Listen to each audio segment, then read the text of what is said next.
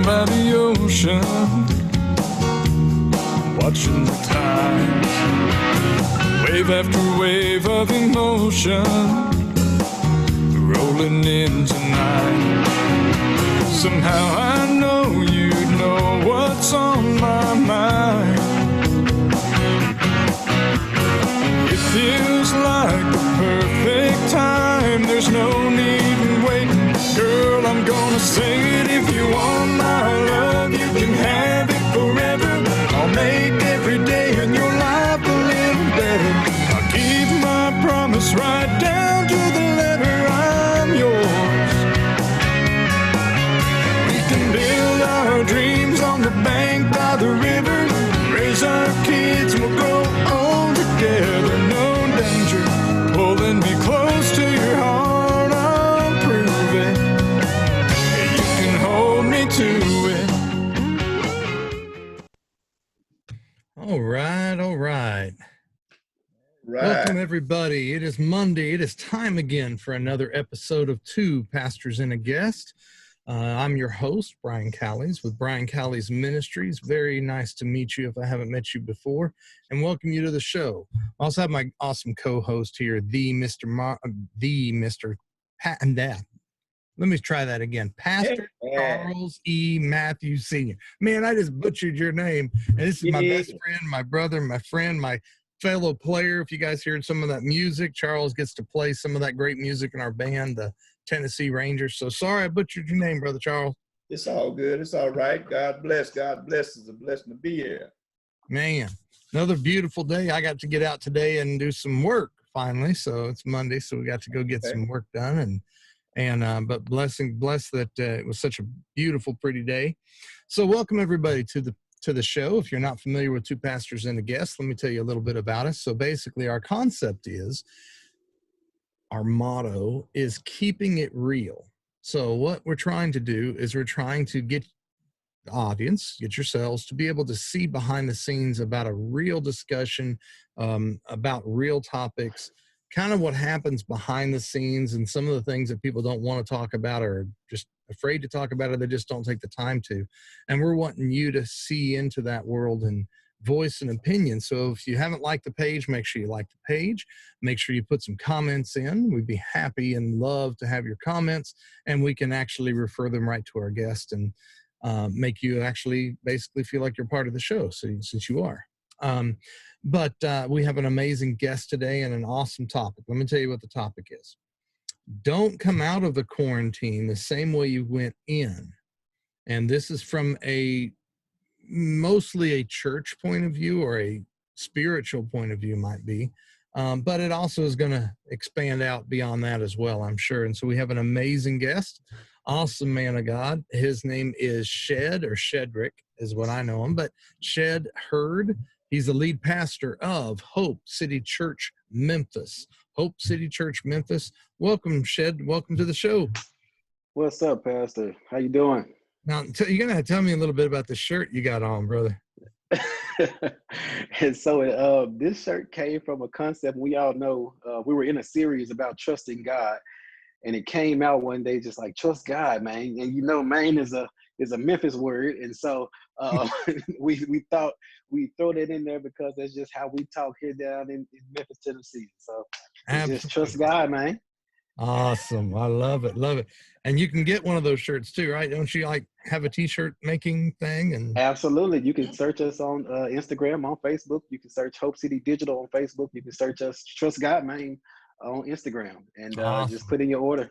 Yeah. And with Shad saying that, Brian, that main thing, you know, first time I heard that was some years ago, you know, I was a little boy and I was down in Leland, Mississippi. That state in Greenville, you know, that's their word too, you know, they were back in the day. Mine, you know, everybody really? Mine, crank up and grind across the crack and go to the park. You know. Wow. Well, awesome, man. I love it to death. So that kind of shows your age is a little bit on the younger side. So that's a good thing. We needed some young blood in this show. Yeah. See. So how long you been in Memphis?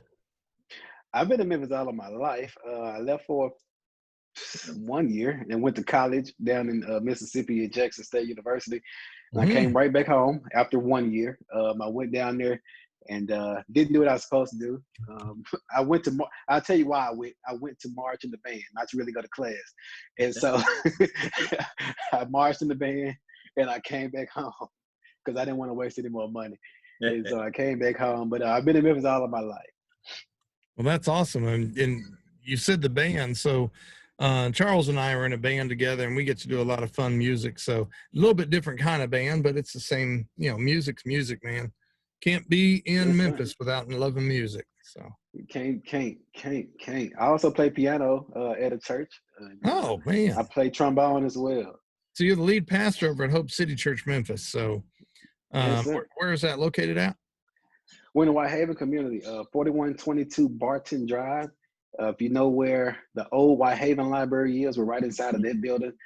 Alpha Phi Alpha owns that building now, but we use it as church on Sundays and on Wednesday nights, right behind the Whitehaven Plaza.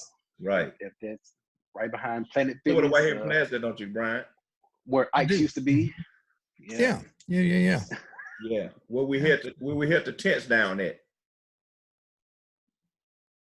And we had having to hold them right? down, right? So yeah. Yeah, we got wiped out by a storm in that one, didn't we?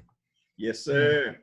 So what Charles is referring to is Charles and I support, volunteer, and love a couple ministries, and one is Saving Lost Kids. You'll hear about it on the show, and the other one is USISB, and both of them basically are doing the same thing, just two different directions. They're both working on missing, exploited, and sex trafficking of children, trying to put an end to all that. So we were at an event one time, and we got hit by a storm and holding on for dear life. But so let's talk real quick about this topic. So don't come out of the quarantine in the same way you went in.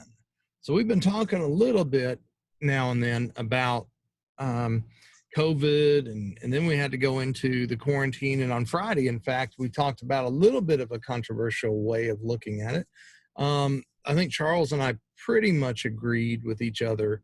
The guests we had on had really strong opinions, and I think we really agreed with most of what she suggested, which is that harshly, she said, the church just got a wake-up call, and to the direction that we should be looking at is focusing less on the four walls, staying in the four walls, and more into going out to the street and doing real ministry, direct street ministry. That was her logic, her approach.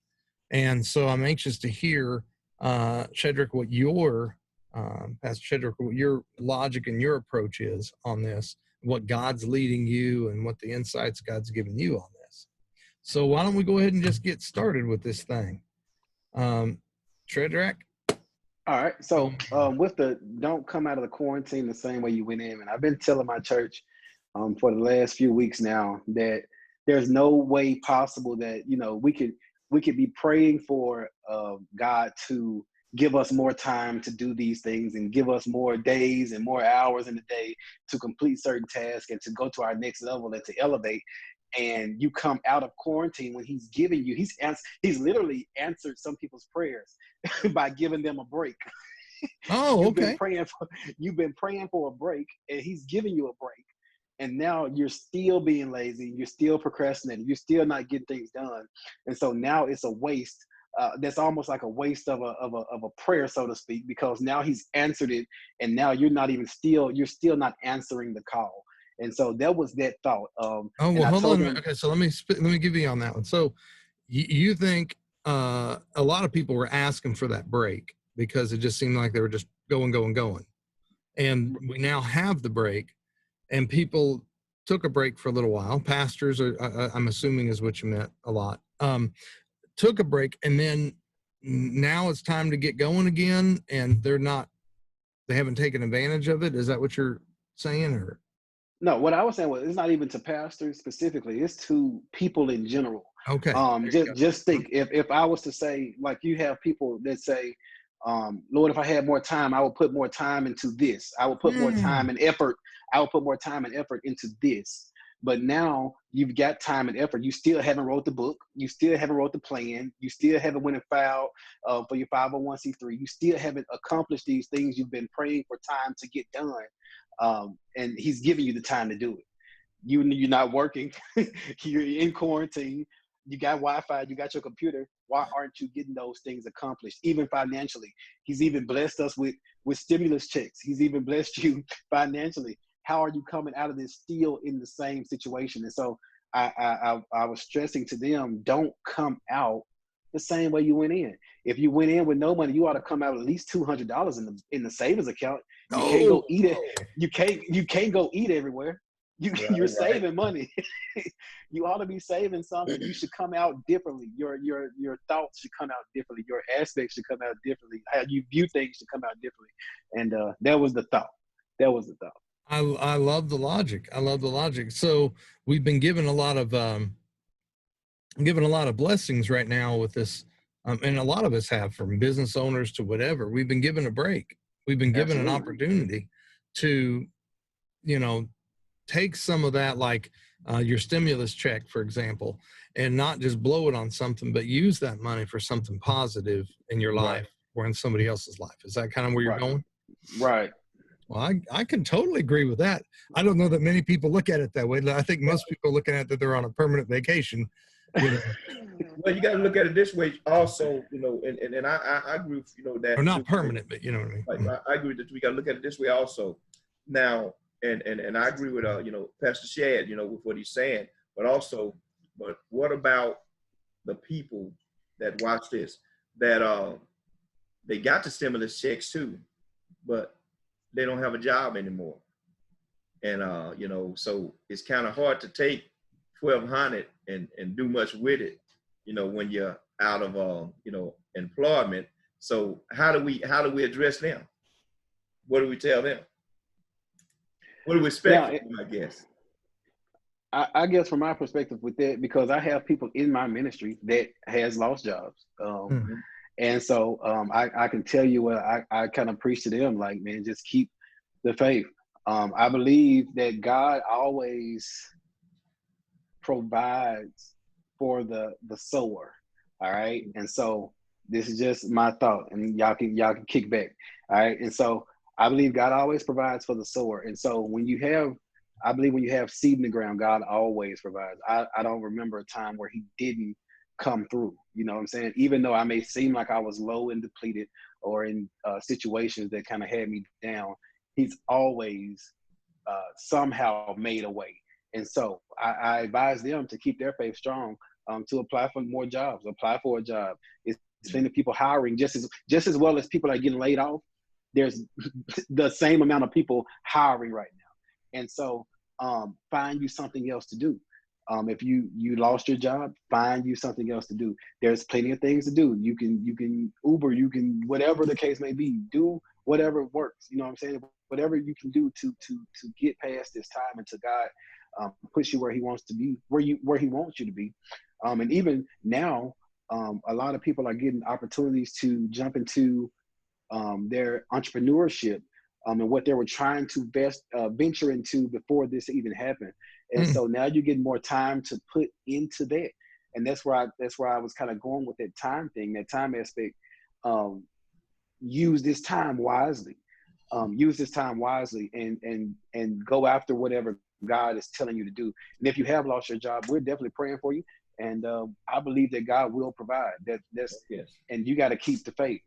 And also in this quarantine, this is another thing I didn't say then. I was talking more so on the natural realm, but even in the spiritual realm, I've been telling my church that that social distancing should lead to spiritual intimacy. All right, social distancing should lead to spiritual intimacy. Yeah. And so even with this time we're being allotted, man, you should be praying more. You should be getting closer to God. You should be reading more. You've been saying, Lord, if I had this much time, I could pray. I could fast a little more if I didn't have to go to work, because I'd be at work. I'd be tired. I can't fast all day. Now God is saying, you can fast right now. All right. And so from a spiritual aspect, social distancing should lead to spiritual intimacy. And so in this time, you should be working to get closer to God as well. And so I don't want to just be so natural and no spirit. Right. Brother, now you got me excited now. So that's what happens. You young guys get a little bit of the spirit going in you, man. You guys get to be vocal and honest. I agree with you 100% on the social distancing should lead to spiritual intimacy, because I think, like we mentioned on the show before, sometimes it takes God shaking something up for you to refocus your attention to where it should have been to begin with. Absolutely. And a lot, you know, you look through the Bible, you can flop through the Bible and see the Israelites, man, they had trouble all the time, and then God had to shake up their world, and then they would turn to God, and then they would start to actually do things right. And then when everything in their life got to be going well and stuff, then they kind of forgot about God and went through the whole cycle. So this is a good opportunity to, if you have problems in your life and storms in your life, I've seen something on your Facebook page too. If you have storms in your life, it's a good time to turn to God right now. Yeah. Don't you agree? Absolutely. Absolutely. And I've been telling my church, I preached this message a couple of Sundays ago about Acts chapter 3. All right, the man at the gate called beautiful. We called it an ugly situation at a beautiful gate. And so the man, you know, he was laying there. John and Peter come up to pray at the hour of prayer. And what God did was, I believe that he did divinely interrupted their normal routine of going to prayer to give a divine intervention for this man's healing. And so I was telling them, like I was telling you already, what we've been teaching about divine interruptions. I believe God has divinely interrupted this time to get us back focused, like you were saying, back focused on him. What's making the main thing a main thing again, making prayer our priority, keeping him first, making that a priority, like putting him first in all that we do, a main priority. And so with that, I just feel like God is intervening in a whole lot of our lives if we would let him. And if we would get in tune with what he's trying to say to us, get in tune with what he's trying to speak, get in our prayer closets, get in our rooms, wherever you pray, your place, get in that space and open up your ears. I believe he will divinely give you what is to be done in this next hour, in this next season, in this next time where we're going into after this quarantine is over.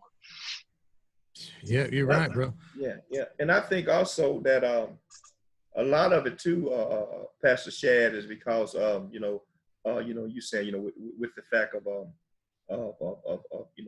people shouldn't, and I agree with you, they should come out better than they went in. And it kind of reminds me of even church, or the place of worship, because we're the church, the place of worship. I always say that because we're the church, but it's a place of worship. And going to the place of worship on Sundays or Mondays or Tuesdays or whatever day you go and you shouldn't leave the way you went there. You should leave in a better spirit and confidence and faith and all that stuff. If you go and looking for something to the place of worship and you leave the way you came, then something's not right. So what you got to do is that, and I think a lot of it is because a lot of people are blind to the truth.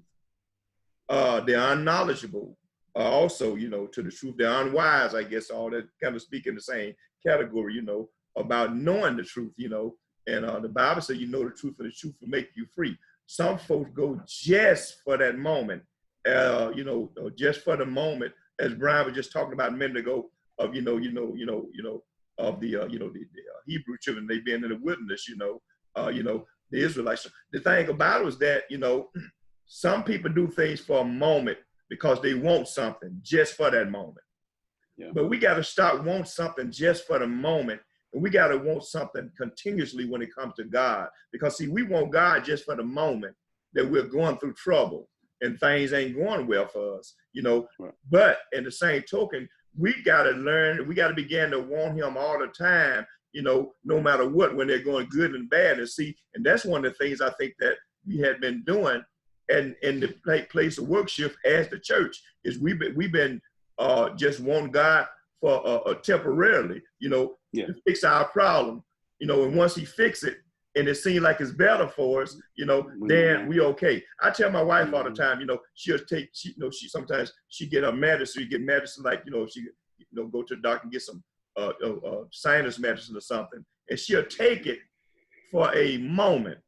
And then when she feel better, I don't see her taking it anymore. I said, baby, you got to keep taking it, because that's why they gave it to you in sections and so many pills, because they want you to take them up just like they said, and you got to take them on time. Because if you don't, then it's not effective as you need it to be, because you're not taking it in the pattern that they gave it to you in. So what happens is that you feel better for a moment, and then next thing you know, a few days down the line, you ain't feeling good again, and wonder why I don't feel good again, and that medicine ain't done no good. Well, it's because you didn't take it seriously. You was blind to the truth of it. You was unwise about it. You was unknowledgeable about it. So you got to know to not have the knowledge and knowing. Guess what? You got to come out better than you went in, even with the church, even with our lives. And I agree with Pastor Shad. You know, we got to come out better than we went in. And I do agree with the ones of us that did get 70%. And watch this, some that didn't even get one. Some people didn't lose their job. Guess what? You should come out better than you went in. Like Pastor Shad say, you should have a couple of extra dollars or extra pennies or something more than you did before you went in. Absolutely. And I'm glad you said that, because at the beginning of this year, God kind of gave us a word for this year for our ministry. And that word is hitting on what you were just saying. That word was consistency. Yeah. And what the church, what people lack in general is just being consistent, man. And then you even see that with people that want to lose weight, man, that go to the gym, go get a whole membership, go a couple of days, sweat a couple of days, and think they did something. They done turned a different way in the mirror. But no, you have to be consistent, man. You have to be consistent, even with your giving, even with your lifestyle, with your devotion time, with your prayer time. It has to be a consistent lifestyle, man. And God, I believe God is breathing on the consistent people, man. And I believe he's making ways, even for those that were consistent. Like I was saying, even if you're losing jobs, if you've been consistently giving, if you've been consistent with your tithes, trusting God in your financials, I've never seen, what is it, the righteous forsaken or the seed begging for bread. Yeah. He's not going to let you fail, man. And you may not feel like you have all that you want, but I guarantee that God will give you all that you need. And Brian, I raise my hand on that with Pastor Shad, man. I'm a living witness with him. You know, that's one thing God won't do. He will not fail you when you have been persistent with the fact of tithing, giving offering, and all those things. Guess what? And even helping, just helping. You know, all the time you may not have the financial part to get, but helping. Watch this. Ain't no way God gonna fail you. He can't fail you because he can't lie. He said, if you do these things, man, his promises to us are yeah and amen, he said. Guess what? Because we got to continue to make sure that we be in the center of his will so we understand some things. And as Pastor Shad said, watch it, man, it's about, persistence. You got to be persistent, with what you're doing. You got to continue to do. You got to have, in other words, you got to develop a passion and desire for it. You got to have a heart for it. You got to do it not because I'm expecting something back for real, but because guess what? It's just in me to do because I know that that's what God requires me and he wants from me. Not because I'm looking for him to give me something back, because you might not get nothing back all the time the way you expect it. But watch this. But when you stop and look at it, you've already got it, because when you get to live another day, breathe some more of his air, walk another step, guess what? You've got something back. Yes, sir. Mm-hmm. Yep. Well, I wanted to ask you about, so we talked a little bit about believers and how they should be changed. What about people who don't, and we have a lot of non-believers, or maybe they're questioning their faith, believers, and they don't know if they're going to step into this world yet. So we have a lot of those kind of viewers in our audience. So what does that say to them? They don't really know church yet. Right. They don't really go to church yet. I think a lot of them probably might know that there is a God and that kind of thing. So again, we're talking about don't come out of the quarantine the same way as you went in. What does that speak to you there, Pastor? Go ahead, Pastor Charles.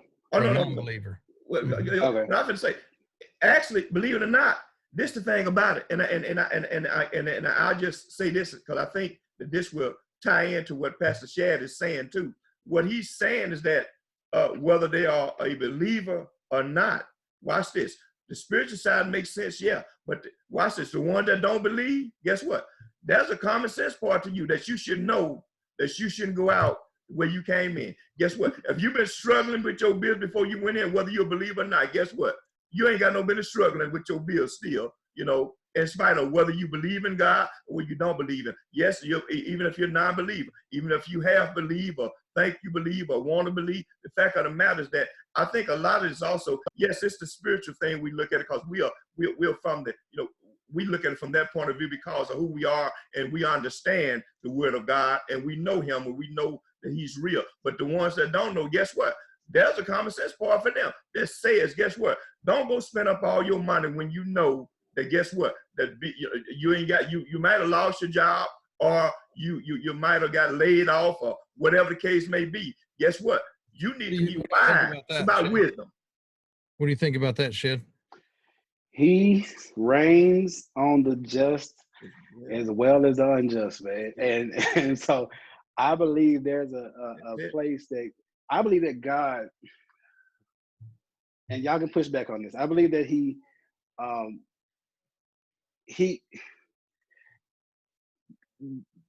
God ain't afraid of the sinners as much as we are. Right. I'll start with that. I'll start with that. All right. And so we think that God is not with certain people because we see their issues, their how they're portraying themselves. We see that, you know what I'm saying? Because we look at the outer man, God is looking at the heart. And so we can't see their hearts. And so what happens is church people try to judge the intentions of a person. Wow. Church people try to judge people's intentions, man. You can't judge a person's intentions. And I'm gonna tell you this, I came out of a strict Pentecostal family.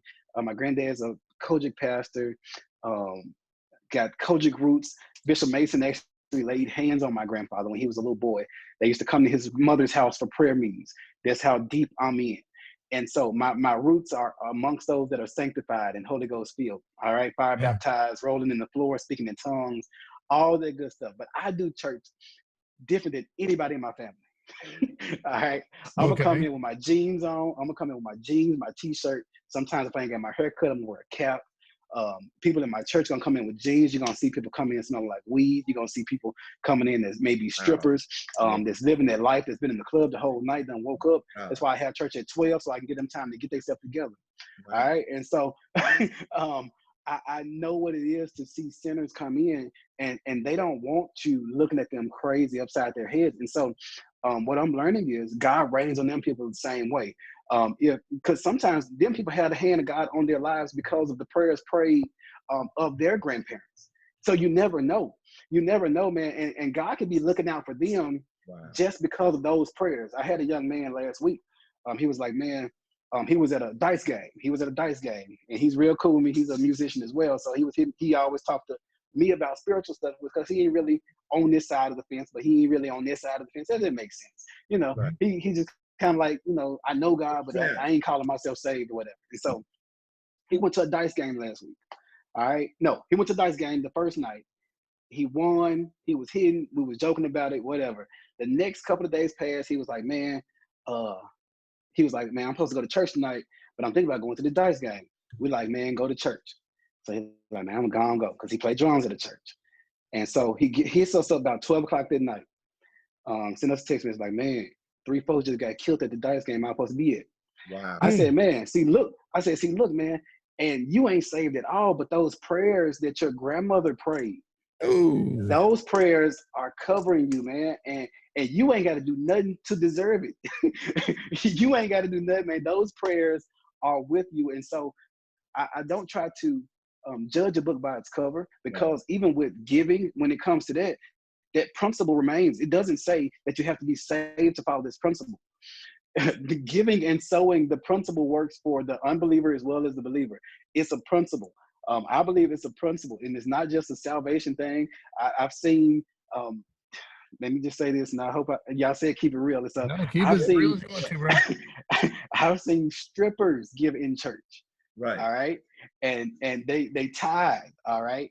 And they're like, man, God, and it's gonna sound funny, but I'm gonna tell you the truth what she said to me. She said, man, God must really be blessing my money. I had an NBA player come in there the other night, and he didn't want nobody to dance for him but me. and I made such and such. I made such and such. So I'm paying my tithes again, Pastor. And so I live in a different context when it comes to church, because I pastor people that may not be so churchy. And that's what I prayed for when I planted this church, because I wanted the unchurched, man. It's time out for just playing with church folks. You can go to any kind of church and have it, but when it comes down to real ministry, man, Jesus was hanging out with Zacchaeus. Right. He was hanging out with them boys that was over there doing everything, man. Jesus said, "No, I'm going over here. I'm going over to his house, man, because y'all religious folks, y'all getting on my nerves." Man, I'm glad, Brian, Pastor Shad said that. Man, that jarred my heart to hear him say that, because you have a lot of that. And when he said that, that just spoke some volume on a lot of things. When he said that, we look at the outside, but God look at the inside.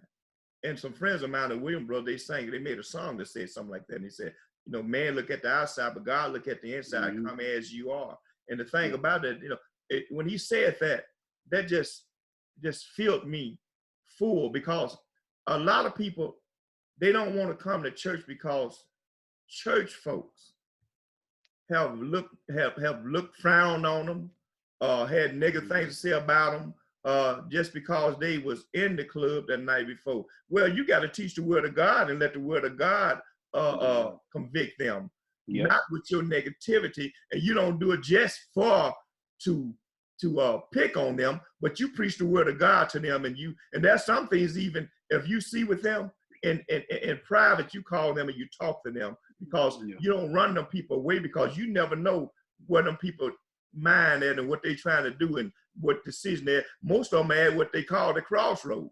And the fact of the matter is that, guess what? I agree with him. We got to stop being so, Mama would say, was holier than thou, to the point to where we feel like people got to come a certain way, or if they don't, then they ain't of God. God don't want them. Guess what? Matter of fact, the Bible said it like this. The Bible said that those are the ones that he want and need. The ones that was in the strip club, the ones that was, out all night long, the ones that been whoremongering the line. Guess what? Watch it. The Bible says it like this. And I said that, Scripture said, he that is not sick don't need a physician. You don't need a doctor. Yes, sir. So with that being said, guess what? Those are the ones we got to begin. And watch this. And watch this real quick. I got to say this. Man, thank God. Thank you, God, for that. Watch this, Brian. Go back to the show the other night. That kind of goes in. Watch it. With what we talking about the other night somewhat. Watch it. This what happens. When we said you need to do church differently. Watch this. This what needs to happen. That's the highways and the byways. She talking about we need to go out into the highways and the byway. Them are the people. Those are the people that she was talking about, whether we understand real or not. That's going into the highways and byway. Stop pushing them away and invite them in. Welcome them in. Make them feel welcome. When they get there, make them feel like they are, make them feel comfortable when you put them there. You know what reminded me of the prodigal son? When he left home, then he came back, and he wanted everything he had. And guess what? His daddy was disappointed at him, but watch this. When he saw his son coming back, he told them, he said, go get my best robe. He said, kill the fattest calf. He said, because my son done come home. Guess what? These are God's children, whether we like it. God made us all. I tell people all the time, whether we claim God or not, guess what? He made us all. Whether we claim him or not, he made us all. People say, well, all of us ain't God's children. Well, he made us all. What do you say about that, Chad? Do you agree? That all of us are God's children? Yeah, though, kind of what Charles was suggesting is that we need to kind of go, kind of like what the person on Friday said about going to the highways and the byways kind of logic. I believe in that, and I want to hit something else too, but I do believe in that because we are a church that believes in outreach and in evangelism. And so once a quarter, we do go out and do canvassing in our neighborhood. We hit different sections of our neighborhood because the Whitehaven is multiple parts. And so you have the 38116 part where you may seem like you're a little better off, people are a little better off. And then you got the 38109 side over the tracks where I grew up in near Fairleigh, Westwood, all over there. And that's kind of like the bad side. They used to call that, we call that Blackhaven. All right. Yeah. So you had Whitehaven and you got Blackhaven. All right. And so I believe that evangelism is key, man. You have to go out there and get them. People are not just coming. You have to do something, man. You have to go fishing. And I'm glad I got back to where I was trying to say, because I'm glad he's sitting on the lake. And so where I was trying, what I was hearing is this right here, this analogy. And I'm glad you're sitting on the lake, Pastor Charles, because where the church messes up is this right here. They try to clean the fish before they catch them. Oh, say it again. Say it again. They try to clean the fish before they catch them. Come on now. Explain what you mean. Explain what you mean. You can't clean a fish before you catch them, man. You got to get them on the hook. Right. You got to first throw out the right bait, because if they don't take your bait, you ain't putting them in anyway. Yeah. And so what are you throwing out? Yeah. All right. And so I teach my team this in evangelism when we talk about going out, like what bait are we using? All right. We're not going to use no little silly putty and try to catch no catfish. All right. We're not going to use no little wax worm and try to catch a catfish. You got to put out the stinky stuff. You got to put out the whatever, you know what I'm saying, to catch the particular fish. So first, even in church planting and what I teach, well, not teach, but kind of tell other pastors to kind of reach out to me when they're trying to plant churches and what they want to do in certain neighborhoods. I'm like, man, so you got to tell me what kind of fish are you trying to catch, because you're not going to catch certain kind of fish in certain neighborhoods. And so you're saying you want unchurched people. You want, people that look like you in your culture. You want to wear jeans. You want to wear ripped jeans. You want to have this kind of hood culture, so to speak. And you're going out to Germantown trying to do this. That may not be the best. You may not catch the right fish. You got to go to where the fish that you're trying to catch, where God is leading you to fish it. You got to go to your pond, man. And many people are not fishing their pond. And so you got to throw out the right bait, man, and pull in what God is, and pull in the real harvest, man. A lot of the churches are saying they want the harvest, we want to see the harvest, but no, the harvest is going to come in with tattoos. The harvest is going to come in smelling like weed. The harvest is going to come in smelling like liquor. The harvest is going to come in with short skirts. The harvest is going to come in with red hair. The harvest is going to come in with blue braids. The harvest is going to come in with afros. The harvest is going to come in transsexual. The harvest is going to come in different ways. Right. Okay, now we officially got real. I'm going to put a pin in you, brother. So hold it right there. I need you to come back to where you were. I just have to do a quick commercial break. So hold it right there, man. We all of a sudden got real. So again, this is Brian Callies with two pastors and a guest. I have my co-host, Pastor Charles Matthews, and an awesome guest, the lead pastor of Hope City Church, Memphis, Shedrick Hurd. But we got to take a quick shout out for our charity shout out. And let me show that to everybody. So a shout out today is Saving Lost Kids. So Saving Lost Kids is an organization that's really near and dear to Charles and I's heart. We work with them, support them, build them, do everything we can to help with this. So our focus is missing, exploited, and sex trafficking of children. We're trying to put an end to all that. And so what you see on your screen is a little bit of information about us. We'd love to have you as a volunteer. We do 150 events a year. We've been a little stifled about doing events that are public, so we've been having to do some online stuff, but we're going to get back to that soon. So go ahead and get your name to us and become a volunteer. It's a lot of fun. We do free child safety IDs. I'll get you a picture of that on the next show. But the free child safety IDs are ways of trying to help a child if they do go missing, that the law enforcement has exactly what they need to find them right away. So we're going to get these for every parent, to have one for every child across America. Ours are done professionally. And so in our world, that's what you could do by volunteering. We'll teach you how to do one thing in our events. The person signing up the child, maybe you do height and weight, maybe you do fingerprints, maybe you do photography, but it's fun. We get to work with kids and actually help them to truly get to a safer place. But one thing we do in Saving Lost Kids, we bring children through to do their IDs, is we get to do a one-on-one teaching and an intervention with every single child. And so it literally, we can change the game by just teaching the children 2 steps. We can teach them 2 steps to get closer to safety. We can radically change this game. So if you're interested in donating, the website is there, savinglostkids.org. We're also on Facebook and on Twitter and all the other little social media things. If you want to donate, the best way to donate is SLK for Saving Lost Kids. Text SLK to 41444. SLK to 41444, and that will get you set up and help to keep us moving forward and being a part of our team. So, and we're back to the show now. So it's 2 pastors and a guest. I'm your host, Brian Callies, Brian Callies Ministry, my co-host, Pastor Charles Matthews, and Pastor Shed Hurd with Hope City Church, Memphis. And we just got off. Now we're trying to keep it real. So I just got on to a really good topic, and I'm going to let you kind of pick back up unless you need me to show you where you were. Continue, my friend. And so where I was I believe I was just talking about, not trying to clean the fish before we actually catch them, man. Evangelism should be about going after the lost, man. Like if the church is full of saved people, I question if you're doing ministry. I really question it.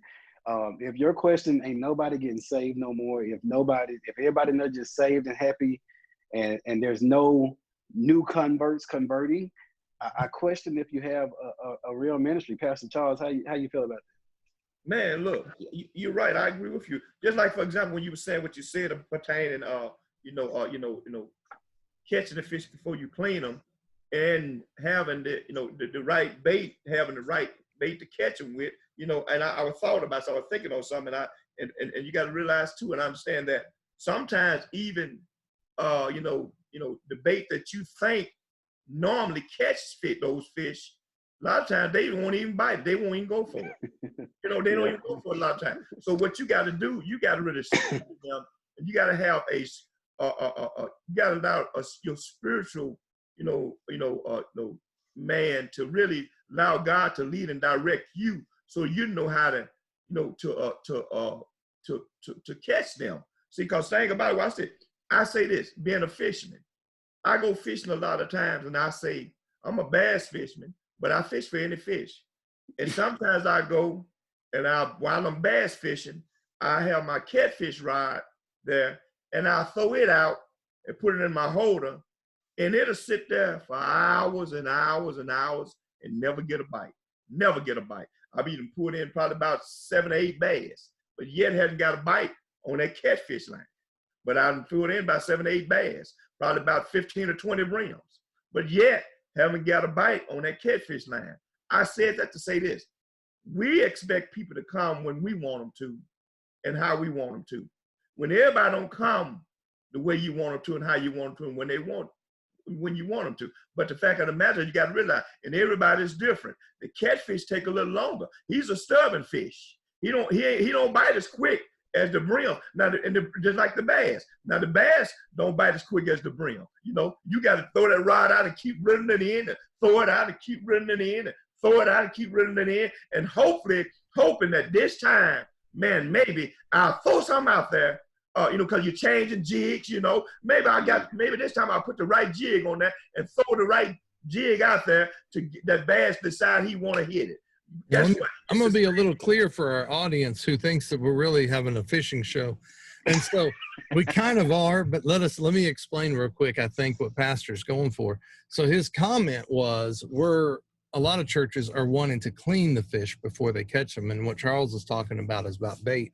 What we mean by that is that Jesus in the Bible told the disciples, especially one, he was a fisherman, right? So Peter was a fisherman. He's going to say, I'm going to teach you how to become fishers of men. Fishers of men. And what he's trying to say is that there are some of you in the viewing audience who maybe don't believe. And so it takes you sometimes somebody to help you to become that believer, to understand, to get that connection. And so they're trying to reach out to that and not trying to con you into something, but try to offer you something. So, and a lot of times, the world has shown you that, God isn't got all the answers, and God may not be real, and all these things that the world says, but we know the difference. We know that there's real truth here. I was actually in an argument with a guy online who was trying to tell me that God's not real. And that's just impossible to tell me that, because now that I have a relationship with him and now I know him, and it's a two-way street, two-way relationship. It's kind of like this, me and Shed, we kind of know each other now, but we've actually had an interview. Nobody convinced me Shed is not real. It can't happen. I've seen him. I've talked to him. I shook his hand, and we met Charles. You can't tell me Charles ain't real. We've hugged. We're brothers. So, and it's the same thing when you get a real relationship with God. Nobody can convince you it's not real, because we know it is. So what we're trying to do is offer that to people. And in the church world, they look at that as fishing. They're trying to get people to understand the truth and come in. And so what Charles and Shed are trying to say is that there are sometimes people are trying to wait till you look a certain way, act a certain way, and then that becomes what the church is attracted to pull you in. What Shed and Pastor Charles, I think, are trying to say is, you don't have to clean yourself up first, and you don't need to be the perfect person first. God isn't looking for the perfect person. He's looking for usually the ones that are broken, usually the ones that are hurt, usually the ones that don't have a hope. That's the ones he's looking for. Isn't that right, Pastor? Yes, and thank you. Absolutely. Yes, thank you, Pastor Callies. Look, and actually, thank you for that. And that's actually where I was going to. You know how we do. Sometimes we got to get our scenario together and then bring it back. But you said it better than I could have ever said it. Exactly what you said is what I was coming around to saying. And like you're saying, that's what it's about. But what I also want people to understand is that, even from the other point of view, first of all, you got to have the man of God got to be in the center of God's will, to the point to where he's willing to not give up on God's people. Gotta keep casting. You know what I'm saying? You gotta keep casting. That's why you gotta keep casting. Sometimes, like you said, you got to take lures off and put the different ones on, because you got to give, you got to make sure that you got the right thing going out there to draw the people. Because guess what? Because people looking and they want to know, like you just said, Brian, you had the disagreement, online with this person pertaining to what he said. But guess what? But you persistent to the point to where you won't allow him to shake you. And what you'll do, and if he gives you the opportunity, you'll keep throwing the line out there to him, like I said. And they ain't just natural fishing. We talking about being fishermen of men, of our souls, so that we can, have a righteous heart and spirit, so that we can please God, because it's about having faith. And that's what we're trying to do, to get people to understand. But we got to be the ones as pastors to give them something to help build their faith, so they can want to be caught. Now, there's something in the Bible too. That's a good point, Charles. There's something in the Bible too that says, now I'm going to talk about more to the pastor guys and the ministry guys. So to the Jews, I become like the Jew so that I can win the Jews. And a lot of people, a lot of church leaders and church members, they don't want to become like the ones they're trying to win. So they try to find ones that look like them and try to win some more of them. They're so caught up on the come out from amongst them and be ye separate. Right. Don't get me wrong. That don't mean you go to the club and drink with them and all that stuff. No, but what that means, that you understand that, guess what? That we all have sinned and fallen short of the glory of God. And they need God just like you do. Yeah. That's what we got to understand. That don't mean you got to go. But in the same token, don't make yourself seem so antisociable till you feel like you better than them. Because we're not. There must be a balance here, because I seen Jesus do this. Now, Jesus can do some really cool stuff, but if he's our model of how we're supposed to follow, okay, here's our model, right? So Jesus went up, he was at the well, right? So back then they had wells, and Jesus went up to the well, and there was somebody there, and she happened to be somebody who's, this wasn't her first husband. This wasn't her second husband. Yeah. And in that day, in that world, she would have been considered very dirty, right? Just, and Jesus really wasn't allowed to touch her and, you know what I mean? Like hang with her and stuff like that. And especially not alone. That shouldn't have been allowed.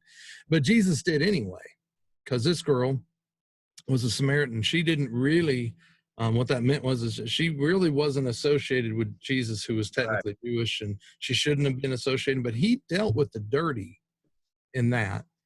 And then it helped her to see that she needed God. She went back to her whole village and said, hey, look, this might be the Messiah, the one that we've all been thinking. Could this be the one? And, you know, got her all on fire. And that was amazing how Jesus reached out to the dirty and the ones that, you know, shouldn't have fit in the picture. Isn't that, and that's kind of what you were saying, right, Pastor Hurd? Yes, sir, man. I believe, man, Jesus all throughout scripture, where the religious people was telling him what he should and shouldn't be doing, I thank God that Jesus wasn't afraid to break the rules, man. And so what we have to do is come out of these, and I hate to say this because I don't want to ruffle no feathers, but we have to come out of these traditional ways of doing things, man. Because I believe it's a season, man, where you just got to break the rules. I dress like I dress, and I do what I do because it's the bait that I feel like God has given me.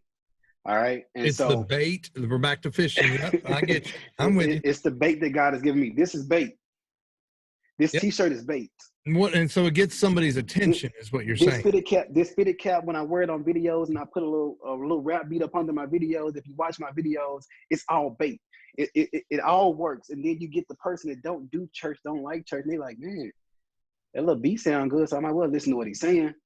Oh man, it actually sound good. Yeah, man, you preaching, you know? And so now it's like you attracted a whole nother crowd. And so you have to be sure of what you're called to as well. I know what I'm called to, and I know who I'm called to. And so the bait I use is going to look like what I'm trying to catch. And so I'm going to wear some jeans. I'm going to put on Jordans. I'm going to put on a T-shirt. You're not going to see me. I'm not going to say I don't wear suits at all. I may throw one on every now and then, just especially when I'm in a doctrinal kind of series or teaching, when I want to be a little more serious with it. You know what I'm saying? But any other time, you're going to catch me in jeans, some Jordans, or some other kind of sneakers. That's fresh, that's up to date, that may have just came out last weekend, because that's what, and you'll be surprised how much they're looking at that. They're like, man, Pastor Fresh, man. You know what I'm saying? He up to date. He paying attention to culture. Culture. Right. All right. That being said, Pastor, you know, shit, look, and Brian, look, pastors out there, look, we're not saying don't preach and teach the unadulterated gospel. We're not saying that at all. Yes, do that. But in the same token, you got to understand something that don't mean, just like with me. Now, I love my suits. I'm comfortable in suits. But guess what? A lot of times people they always say, you know, when you say, you know, you're a pastor, so, but a lot of times I don't even have they'll come. They say, how you know, what's your name now? What was your name again? I say, you call me Charles, or Mr. Charles. Sometimes I say Pastor C, but very soon I say Pastor, because I want them to understand. I want them to know the God in me. And now I got to announce it to them, you know, for them to understand and know it. I want them to know it because they see it in me, because I'm living it. See, so I'm going to preach and teach the unadulterated gospel, but I do want people to know that, guess what? And I agree with Pastor Shad. Guess what? Listen to me. And he said he don't want to ruffle no feathers. I don't mean any harm, but guess what? If some fellas get ruffled from the truth, then that means they need to be ruffled. It's about tradition. The biggest of church nowadays, they're going off tradition. They're not going off the word of God and what the word say do, and what the word say teach and preach, and how the word say love, how God say love. You know, he said we should have agape love. You know, that he said we should have that love that surpasses, surpasses all understanding. See, guess what? Our understanding is where we want to stop at with people, because we don't see them the way that they ain't right, because we don't understand. Let me ask you a quick question then. So what I see is, from my point of view, this might be a little controversial because I haven't sincerely thought through this, but I'm a musician and I do a lot of church music, and in the church world, and when you do music, you'll find that there's different people that like different things, right? Traditional music, I mean, there's a group of people that love that traditional sound. That's what they want. They like hymnals. That's their world, right? And then you have the other group. There's another group. They don't want all that, especially the young guys. Young guys, we want to bring out a guitar. You know, let's bring out some drums. Let's get some more modern something going. And I don't think there's anything wrong with either side myself.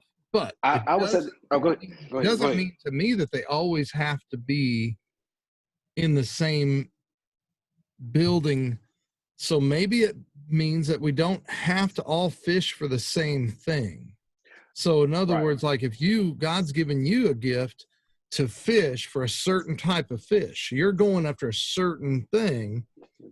I don't know that you have to change what I think that's beautiful, by the way. I don't think you need to change what you do so that you can also be able to include other kinds of fish. Because if you do that, you're going to change your message to be so in the middle. You're never going to catch some of those that you're been called to. Do you agree? I agree. Now I'm going to say this before it leaves my head.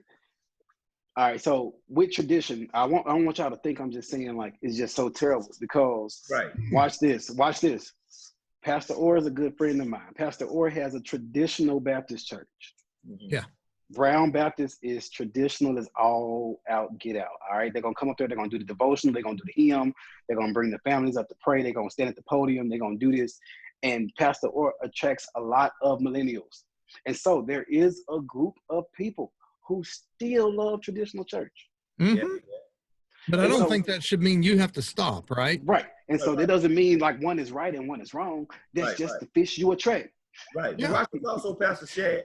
Watch this also. You're right. You know, and Pastor Orr, a little good friend of mine. Look, watch also with Pastor Orr. Pastor Orr makes sure that that everybody he give, well, whoever in his congregation, they're gonna, whether it's the young people, he got something there for everybody to enjoy. He's gonna make sure that everybody enjoy part of Brown Baptist when it comes to God and the way things are done. Guess what? He got, like you say, guess what? They got the hymns, they got all this stuff. Watch it. They also got the contemporary music. They got all of it. Yeah. Watch it. And that's the great part. That's what I love about it. And not only that, watch it, but the most important part I love about it over there with Pastor Orr is Pastor Orr is a giver from his heart over there at Brown Baptist. When I tell you, and when I say that, I'm talking about helping everybody. I'm talking about, matter of fact, he really, we always say it like this, really, Pastor Orr really, and not that he want no recognition, because that ain't him, but he really don't get the recognition. I say the honor, because the Bible says give honor to who honor is due, you know. So he don't even get the honor for real that he is due for the things he do from his, and he doing from his heart. Watch this, and I'm gonna say this. Pastor Orr is the, as far as I know, he the only pastor I know. Now you know all the members over at Brown Baptist. He the only pastor I know now. I ain't saying nobody else. Somebody that might know some other pastor, but he the only pastor I know that call out with his members, as many members as he got, call each one of his members on their birthday personally, and wish him happy birthday. That's another whole topic for another one about that relationship thing, because that's strong what he does. Yes. Yeah, but Shadrach, I'm so proud of you that God has given you a calling like he kind of gave to me. You know, I did music for so long, and Charles and I have, and we've always sung church music, and there's nothing wrong with singing church music. I love it. Worship music, it's great, but we're almost always singing to a group that already knows what in the world, they already know who their Savior is. They got all this stuff already figured out. You know, we're just kind of giving a little bit more icing on the cake, but we haven't done anything to the cake. You know, it's already there. But, you know, we kind of wanted to tailor some of our music to those who don't believe yet, because those are the ones that need to be saved. The ones that already been saved, everybody can kind of keep building them up. I'm comfortable with that, but let's go over and work on the ones that aren't saved. So that's why we're so blessed with the show. And if you're a viewer that is not a believer yet, we want to welcome you to continue to keep watching, because that's what we want you to see is behind the scenes way. And it's not always in a spiritual way, but we want you to kind of see for real what's going on, because there's so many believers out there that don't know how to believe in God the way that people have maybe always presented them. And so we're trying to let you see God for real in a little bit. So Pastor Hurd is a amazing man of God, and he comes at it from a whole different point of view, because God's given them that blessing. So if you are interested in wanting to know a little bit more about God, relationship, maybe his church, maybe the ministry God's given him, any of that kind of stuff, Pastor, how do we get in contact with you? You can find me on Facebook, Shedrick Hurd. I don't have a pastor in front of my name, and so Shedrick Hurd, Shedrick, Hurd, Heard. All right, on Instagram, Shedrick Hurd. Our Facebook page is Hope City Church Memphis. Instagram, Hope City Mem, M-E-M.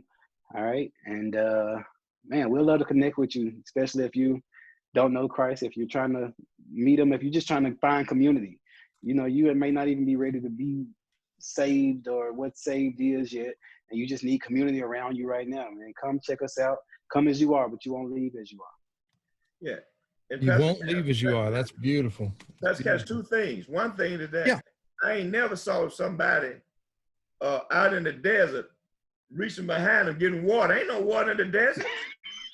You getting coffee and water, and you in the desert? What you know? I don't know. I'm fishing for one of those really, really hard to find fish. You know? In the desert. You know? And also, I just want to say this and lead us with also, you know, I'm glad Pastor Shad said what he just said again a minute ago. And sometimes, like a bigger than time, I won't even say to people when I meet them, and I can tell they've been drinking or smoking weed. I won't even say to them because I won't even say I'm pastor, and it's because I don't want to shut them down or make them feel like they can't talk to me. So what I do, I get a chance to get a conversation with them, and they get comfortable with me, and they see that, man, I shake their hand, they give them the dabs or whatever they do, and then after that, they be like, man, you're a cool dude, man, I see how stuff. And then they say, but it's something about you, man, I see how well, you know, I'm a chosen vessel of God, I'm a called chosen vessel of God, if you don't understand that. In other words, I'm a preacher. What? Man, I ain't made it. I said, you're okay, listen to me. You're okay. You can't hide. Don't try to hide from me. It ain't me. It's the Lord you want to please. Don't try to please me. I'm okay. Guess what? I'm okay with that. Because guess what? Now I can get the chance to minister to you. Now, hopefully, if you listen, let me listen. I can tell you some things. Maybe hope you to want to know what must you do to be saved. Coming crying to the preacher. Want to know what must you do to be saved. Now you see that all preachers ain't the same because you think most of them, they want to judge you. Now you see that there's a lot of us out there that we care about your soul and not what you done. Yeah. Amen. Amen to that. All right. Well, I want to thank you, everybody, for watching Two Pastors and a Guest. I'm your host, Brian Callies, with Brian Callies Ministries. If you would like to support and donate or become a sponsor of the show, please check out Brian Callies Ministries. You can also text SAVED, S-A-V-E-D, to 91999. So text SAVED to 91999, and you can become a donor or a supporter of the show. We'd love to hear from you and hear some more information. Make sure you like the page, share it with some friends, and add some comments, and we'll hook up with Pastor Hurd and let him go ahead and see if he could answer a few of your questions if you have some. And we will catch you here tomorrow night. We have another show. We got to go, but listen here. I just want to say to people, listen, y'all, be real givers. I just want to say, not just for the Brian Callies Ministry and all that stuff, just be real givers from your heart for real. I'm going to say to wife, I got to share this with you, Brian, before we get up, because I want somebody to know this. I need to hear this. Right before I got home for the show, I was in Walmart market, and I went in there, and I just went in there to get 2 bell peppers, right? It was 2 small things, 2 small bell peppers. And I went in there, and I got them, and I went up to the line, and you know, they got the, you know, they doing this thing. And so it was a lady in front of me, you know, a white lady, you know, and I was standing there, and I went to one machine, it was out of order. So she says to me, so after that, I backed back up, and I remember I spoke to her, and I'm saying this from the faith point of view, so some people can understand it, how God works for real and do. And so she said, and how are you, sir? She said, I'm doing good. She said, that's all you got is 2 bell peppers. She was checking out already at one of the little self-checkout. I said, yes. She said, pass them to me. I passed them to her because I'm getting ready to pay for them, right? So I thought maybe she hadn't put our food in yet. And so she put them on there, and then she handed them back to me, and I got ready to get the money. And she's like, no. She said, I'm paying for these for you. Wow. It's the small things. Mm-hmm. It's the small things. Man, it just made me so emotional. And I'm like, God, all I'm saying is that God would take care of you. Going back to what Pastor Shad said from the beginning of the show, God would take care of you. I've never seen the righteous forsaken, nor his seed begging bread. And when you continue to sow into God, people, guess what? Ain't no way he ain't gonna bless you. I just had to share that because it just came back in my spirit. And it's something that she did. 2 little bell peppers, but it meant everything to me because it was done from her heart. And I didn't expect it. Well, Pastor Shedd, thank you, Charles, for that. And thank you for sharing your awesome story and that testimony. So again, what Charles is saying, and it also will change your heart when you give, because when you do things for others, it just changes your whole perspective. So if right now you're kind of a little bit depressed or whatever, it doesn't have to be about giving like that. Go give your time or go give some energy to somebody else. And I guarantee you it'll change things. So Pastor Shedd, I want to thank you so much. I want to be so thankful that you were able to come on the show, but also share and man, what God's got in your heart, brother. I love it, love it, love it. Strong, brother. So you keep doing what you do. And we will catch you tomorrow night right here at 7:00 on Two Pastors and a Guest. Amen.